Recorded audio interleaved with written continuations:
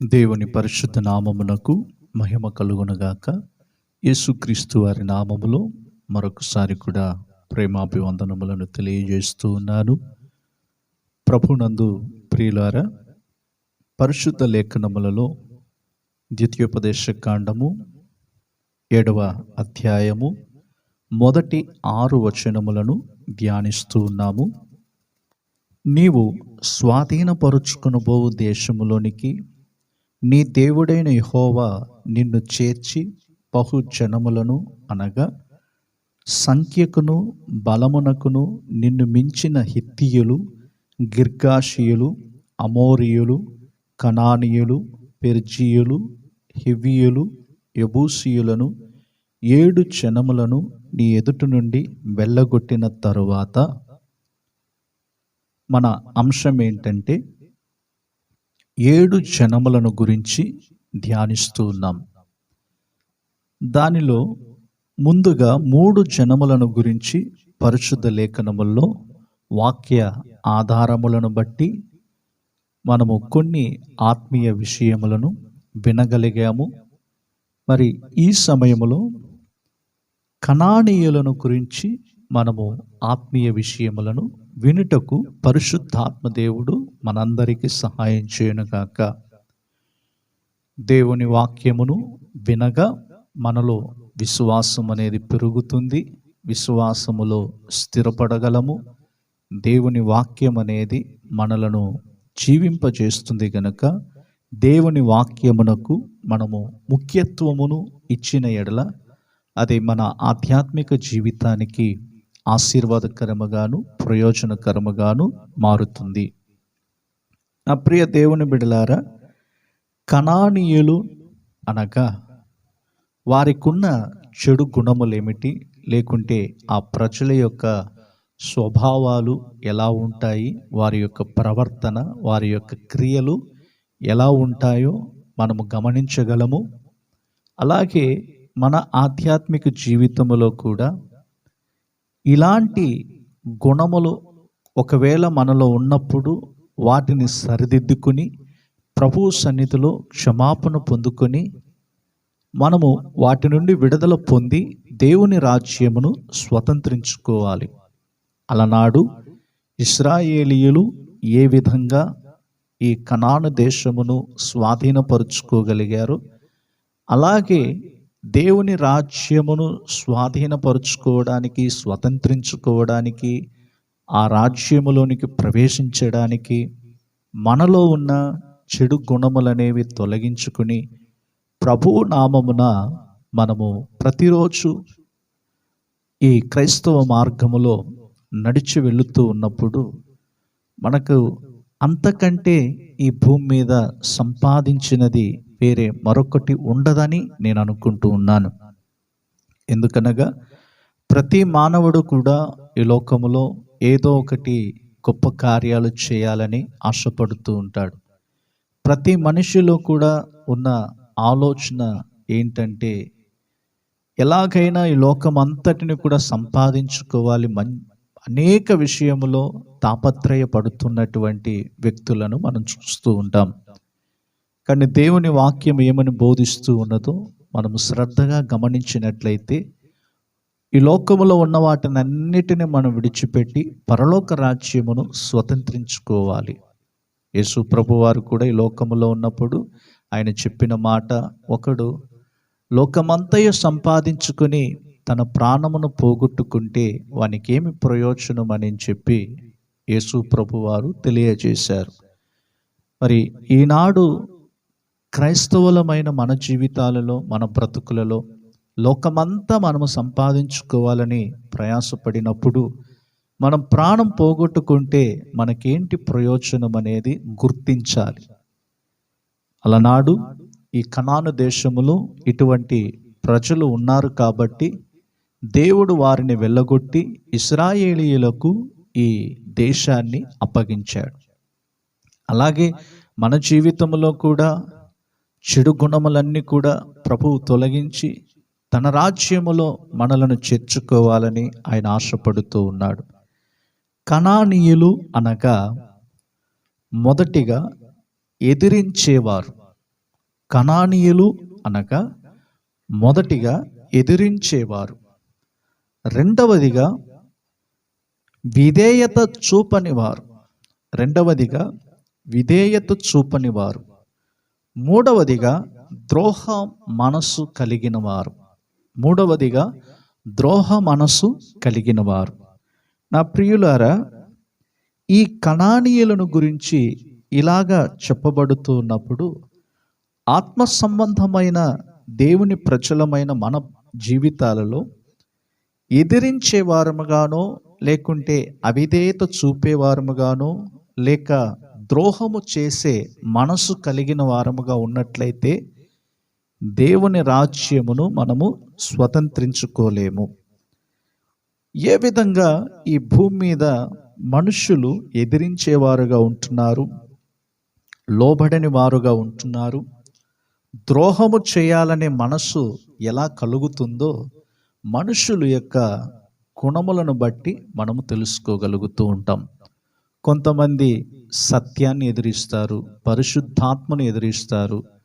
కొంతమంది నీటి బాప్తిస్మమునకు లోబడకుండా దాన్ని నిరాకరించేవారుగా ఉంటున్నారు. మరి కొంతమంది జీవితాలలో ద్రోహము చేయాలనే ఆలోచన కలిగి ఉంటారు. ఇలాగా రకరకములైనటువంటి ప్రజలను మనం చూస్తూ ఉంటాం. ప్రభువు నమ్ముకొనే ఉంటారు, ప్రభు మార్గములో వెళ్ళాలని ప్రయాణం చేస్తూ ఉంటారు. అయినను ఎదిరించేవారుగాను, నిరాకరించేవారుగాను, ద్రోహము చేసేవారుగాను, లోబడనటువంటి ప్రజలుగా మిగిలిపోతూనే ఉంటారు. నా ప్రియ దేవుని బిడ్డలారా, ఇలాంటి వారందరూ కూడా దేవుని రాజ్యములో ప్రవేశించలేరు. మరి దేవుని యొక్క రాజ్యములోనికి మనం ప్రవేశించాలంటే మన జీవితంలో ఏం చేయాలి? ఈ కనానీయులకు ఉన్నటువంటి చెడు గుణములు అనేవి, లేకుంటే వారి యొక్క ప్రవర్తనను బట్టి వారు ఎలాంటి వారంటే కఠినమైనటువంటి హృదయము కలిగిన వారు. అంటే ఎదిరించే ఒక గుణము, లోబడనటువంటి ఒక గుణము, ద్రోహము చేయాలనే ఒక గుణము కలిగిన వారు ఎలా ఉంటారు? వారు కఠినమైన హృదయము కలిగిన వారుగా మారిపోతూ ఉంటారు.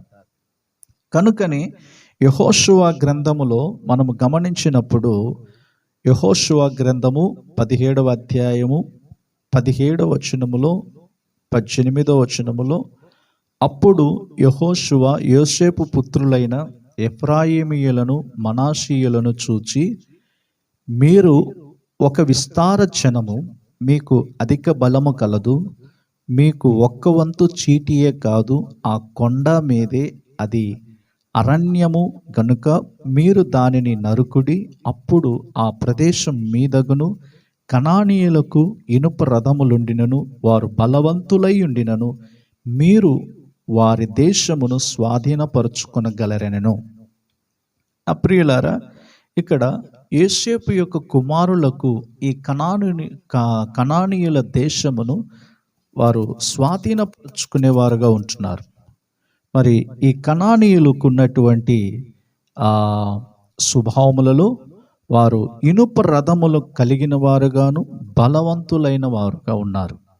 మరి ఇనుప రథములను గురించి, లేక వారు బలవంతులైన వారు అయినప్పటికీ యోసేపు పుత్రులు వారిని స్వాధీనపరుచుకున్నట్లుగానే ఆ దేశమును వారు ఏం చేశారు? వారు దానిని స్వాధీనపరుచుకోగలిగారు.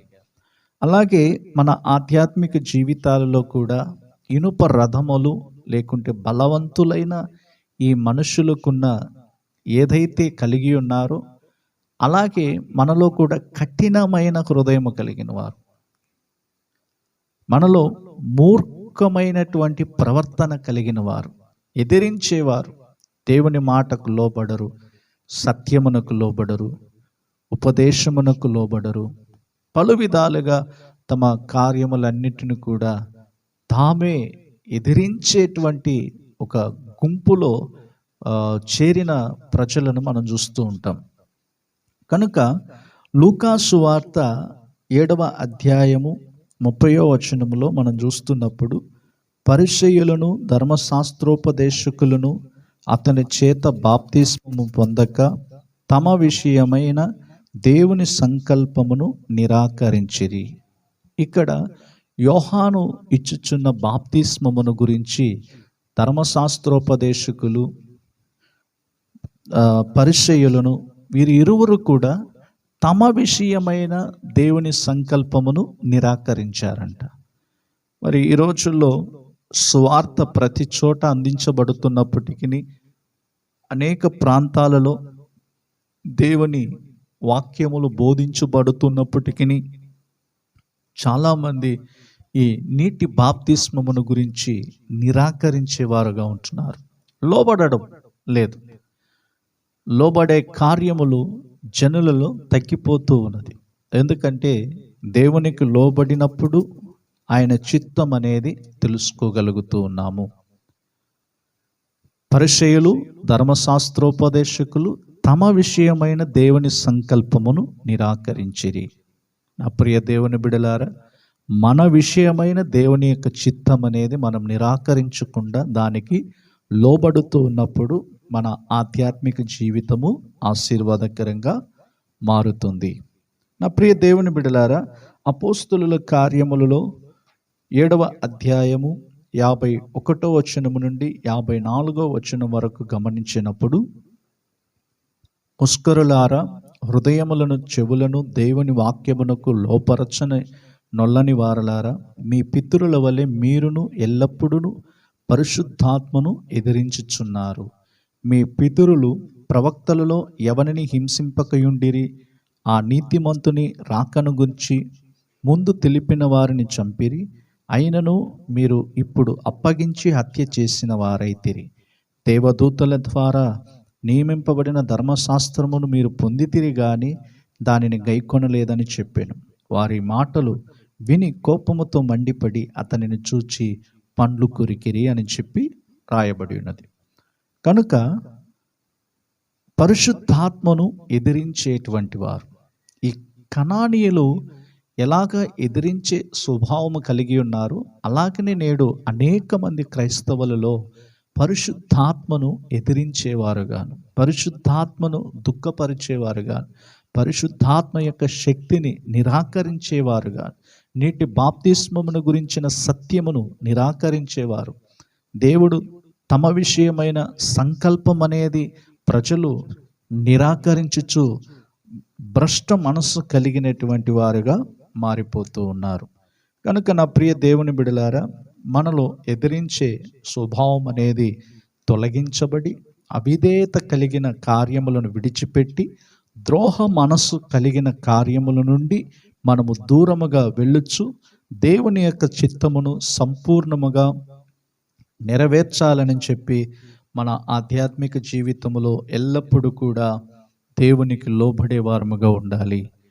అందుకనే 107వ కీర్తన 10వ వచనములో దేవుని ఆజ్ఞలకు లోబడక మహోన్నతుని తీర్మానమును తృణీకరించినందున, దేవుని ఆజ్ఞలకు లోబడాలి, ఆయన తీర్మానమునకు విధేయత చూపాలి. ఆయన తీర్మానములు ఏవై ఉన్నవో అవే మన జీవితములో సంపూర్ణముగా జరుగుతూ ఉంటాయి.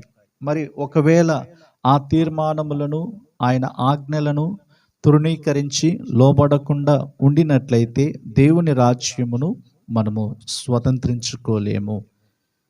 కనుక నా ప్రియ దేవుని బిడలారా, ఇలాంటి ఒకవేళ అవిధేయమైన కార్యములు ఉన్నట్లయితే వాటిని విడిచిపెట్టి ప్రభు మార్గములో ఆయన చిత్తం ఏమైనదో అది మనలో సంపూర్ణముగా నెరవేరాలని ఎల్లప్పుడూ మనము ప్రార్థన చేస్తూనే ఉండాలి. కనుక లూకా సువార్త 6వ అధ్యాయము 16వ వచనములో గమనించినప్పుడు, యాకోబు సహోదరుడైన యూదా ద్రోహియగు ఇస్కరియోతు యూదా అనువారు అని చెప్పి మనం చూస్తూ ఉన్నాం. యూదాను గురించి చెప్పబడిన మాట ఏమిటంటే ద్రోహియగు. ఎందుకు ఇలాగ ద్రోహిగా మారాడు? కేవలం 30 వెండి నాణెముల కొరకు నీతిమంతుడైన యేసు ప్రభువుని పట్టించాడు. మరి నా ప్రియ దేవుని బిడలారా, మనము కూడా కొన్ని సందర్భాల్లో డబ్బుకు ఆశపడి లోకమునకు ఉన్న వాటిలో ప్రతిదానిని ఆశిస్తూ మన జీవితంలో మనము అనేక సందర్భాల్లో ద్రోహము మనస్సు కలిగిన వారిగా మారిపోతూ ఉంటాం. నేడు ఈ రోజుల్లో అనేకులు పలు విధాలుగా ద్రోహము చేయడానికి కూడా వెనుకాడడం లేదు. కొన్ని ప్రాంతాలలో అయితే మనుషులు ద్రోహం చేసుకుని చివరికి హత్యకు దారి తీసేటువంటి కార్యములను మనం చూస్తూ ఉన్నాం. ఇక్కడ ఇస్కరియోతు యూదా యేసు ప్రభువును పట్టించాడు కేవలం 30 వెండి నాణెముల కొరకు. మరి మన జీవితాలలో కూడా ఇలాంటి గుణములు ఉన్నట్లయితే దేవుని రాజ్యమును మనము ఎలా స్వతంత్రించుకోగలం? కనుక నా ప్రియ దేవుని బిడలారా, మనలో ఎదిరించే స్వభావం ఉండకూడదు, అవిధేయత చూపే కార్యములు మనలో ఉండకూడదు, ద్రోహము చేసే మనసు అసలే ఉండకూడదు. మనం మేలు చేయవారముగా ఉండాలే కానీ ఇతరులకు కీడు చేసేవారముగా మారకూడదు. ద్రోహము చేసే కార్యములు మన జీవితంలో ఉండకూడదు. కనుక దేవుని పిల్లలందరూ కూడా ఈ 3 విషయముల నుండి విడుదల పొంది దేవుని రాజ్యమును స్వతంత్రించుకోవడానికి మనందరికీ దేవుడు సహాయం చేయనుగాక. అలాగే తిమోతికి రాసిన 2వ పత్రిక 3వ అధ్యాయము 4వ వచనము నుండి 9వ వచనం వరకు మీరు గమనించినట్లయితే అక్కడ కూడా కొన్ని ఆత్మీయ విషయములను మనకు తెలియజేయబడుతూ ఉన్నాయి. కనుక నా ప్రియ దేవుని బిడ్డలారా, ఈ కనానీయులు ఏ విధముగా వెళ్ళగొట్టబడ్డారో అలాగే మన అంతరంగపు జీవితములో చెడు గుణములనేవి దేవుని వాక్యము ద్వారాగా వెళ్ళగొట్టబడి మన మనస్సాక్షి పరిశుద్ధపరచబడి మన తలంపులు దేవునికి లోబడేవిగా మారునట్లుగాను క్రీస్తు యేసుకు కలిగిన తలంపు మనందరికి కలిగి మనము ఈ భూమి మీద ఈ క్రైస్తవ మార్గమును కొనసాగించుచు దేవుని రాజ్యమును స్వతంత్రించుకోవడానికి పరిశుద్ధాత్మ దేవుడు మనందరికీ సహాయం చేయనుగాక. ప్రేమ కలిగిన మా తండ్రి, మీకు స్తోత్రాలు చెల్లిస్తూ ఉన్నాము. ఇదిగో ప్రభువా, ఈ సమయములో 7 జనములను గురించిన కొన్ని ఆత్మీయ విషయములను మేము నేర్చుకోవడానికి మీరు మాకు కృప చూపుతున్నందుకు స్తోత్రాలు చెల్లిస్తూ ఉన్నాము. మరి కనానీయులను గురించి దేవా మీరు మాకు బోధించిన ఆత్మీయ విషయముల కొరకు మీకు కృతజ్ఞతాస్తుతులు చెల్లిస్తూ ఉన్నాము తండ్రి. ఎదిరించే స్వభావము దేవా, ద్రోహ మనస్సు కలిగి ఉన్న ఆ కార్యములు, అలాగే లోబడకుండా అవిధేయత చూపే క్రియలు ఒకవేళ మా జీవితంలో ఉన్నట్లయితే వాటి నుండి పూర్తిగా మమ్మలను విడిపించండి దేవా. మీకు లోబడి మీ చిత్తమును సంపూర్ణముగా చేయుచు మాలో ఉన్నటువంటి ఈ చెడు గుణములన్నిటిని కూడా విడిచిపెట్టి మీ రాజ్యమును స్వతంత్రించుకోవడానికి ప్రతి ఒక్కరికి మీరు కృప చూపుమని ప్రార్థిస్తూ ఉన్నాము. ఈ వారం అంతటిలో కూడా ప్రతి కుటుంబాన్ని మీరు దీవించండి. వారు చేయుచున్న పనులను మీ హస్తము తోడుగా ఉంచండి. వారి వ్యాపారములను ఆశీర్వదించండి. వారి ఉద్యోగ స్థలములన్నిటిలో కూడా సమాధానముతో నింపండి. సమస్తమును మీకు అప్పగిస్తూ మీ రాకడలో ప్రభువా మేమందరము కూడా ఎత్తబడుటకు కావలసిన కృపను మాకు అనుగ్రహించమని యేసుక్రీస్తు వారి నామములో ప్రార్థిస్తున్నాము తండ్రి. ఆమేన్. Praise the lord.